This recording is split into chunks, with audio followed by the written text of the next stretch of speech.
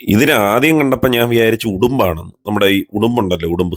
അപ്പം അതാണെന്നാണ് ആദ്യം കണ്ടപ്പോൾ ഞാൻ വിചാരിച്ചത്. പിന്നെയാണ് നോക്കിയപ്പോൾ അതൊരു ഓന്താണ്, ഓന്ത്. വലിയ ഓന്ത്. നമ്മളിൽ പഞ്ചവർണ്ണ തത്ത സിനിമയിലൊക്കെ കണ്ട സാധനം.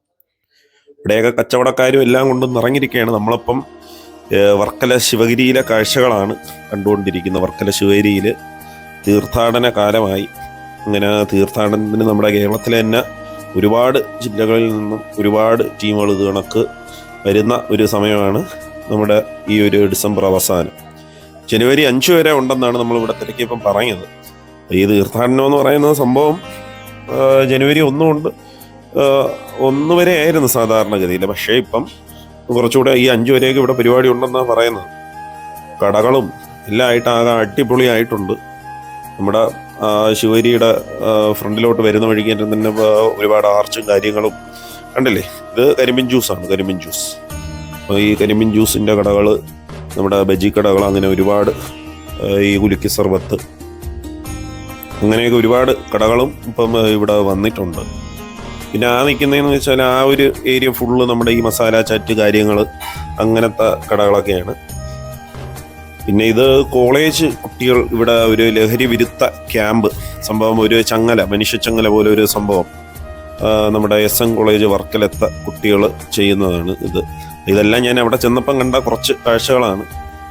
അപ്പോൾ ഇതിലും വിപുലമായിട്ട് ഒരുപാട് കാഴ്ചകൾ നിങ്ങളെ മുന്നിൽ എത്തിക്കാൻ ഞാൻ ഇരിക്കുകയാണ്. ഇനി വരുന്ന വീഡിയോസിൽ ഒരുപാട് നിങ്ങൾ കാണാത്ത ഒരുപാട് കാഴ്ചകളും എല്ലാം നമ്മൾ സെറ്റ് ചെയ്യുന്നതായിരിക്കും.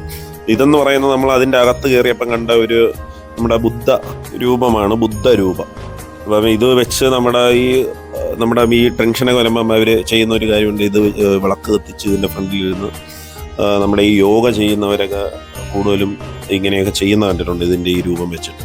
ഇത് ഞാൻ അധികം എങ്ങും കണ്ടിട്ടില്ല. ഇവിടെ കണ്ടപ്പോൾ എനിക്കൊരു ഇഷ്ടം തോന്നി.